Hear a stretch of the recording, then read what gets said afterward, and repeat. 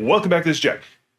Having a proper antagonist or villain for a D&D game is a make or break, really. It can motivate the players to actually do something and progress the story.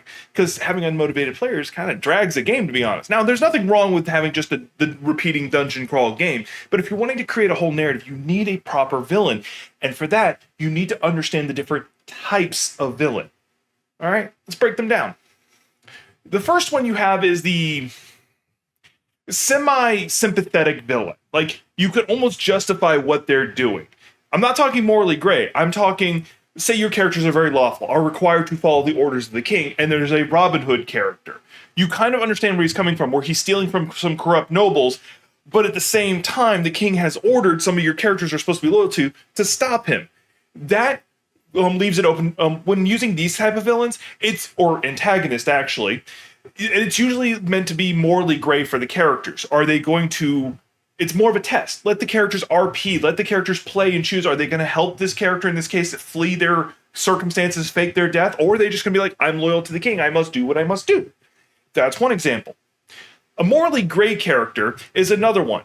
Probably the easiest one to give for this one is somebody like, I would say, Poison Ivy from Batman, where she's trying to fix the world, nature, trying to help nature and all this good stuff. But while she's doing it, she is killing innocent people. So she becomes a morally gray character. Mr. Freeze would probably be another example where he wants to save his wife, depending on the version. Some versions, it's not actually his wife. Complicated.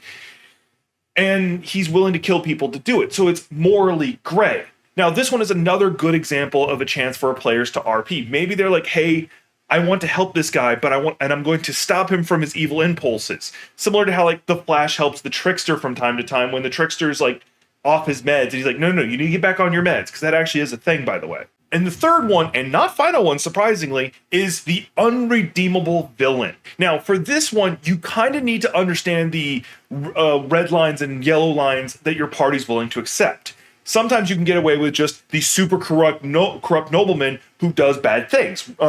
You can get away with that. But if you have a players that you trust and understand their safety lines or whatever you want to call it, you can have yourself a character like, say, Griffith, and Berserk, where they've done utterly reprehensible things. They've done slavery. They've done that R word that sounds like the word grape. They've done things like that, and your characters have to deal with them appropriately. So if you want to make a character who hasn't gone that far, but you want to make the character morally reprehensible, here's an easy example. Say there's an elf in your party, and he's a human. He wants to enslave the elf for one reason or another. He says, turn over the elf to me, I'm going to put this slave collar on them, and they will become my property, and you're free to go. Players, of course, are going to refuse, unless there's something off with the party. And then when he refuses, his guards threaten the nearby civilians, saying, if you do not do this, I will kill all these civilians. That makes up an interesting encounter of where the players can either like turn over the elf and have to save them later, or they fight against the clock to save the civilians before all the guards can kill all the civilians, or something along those lines. Magic Missile is an amazing thing in this situation.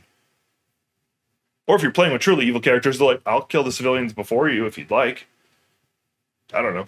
I've had a lot of players that run the gambit on this, but this is an example of something you can do with the unredeemable villain. Now, you're like, wait, you said the third one's not the final one. What is the fourth one? This is what I call primal evil villain. Now, this one gets a little complicated because it's usually the morality of this creature is beyond the concept of good and evil in reality. A good example would be an evil god. Now, the reason why you're like, wait, you're just called an evil god. Okay, hang on a second. An evil god doing things to humans is the equivalent of us doing things to ants. The scope of difference between us is so vast that them doing something evil towards us makes it is just so granular to them. It is not malicious, may not be malicious in their intent. So you can actually have a good god be the villain in this regard, but it just works out as an antagonist towards the heroes for one reason or another. Now, that one is kind of grandiose, and you're like, wait, I'm playing a level 3 campaign. What am I going to do with a god doing this kind of stuff? Hang on, there's other options. Think of Xenomorph, actually.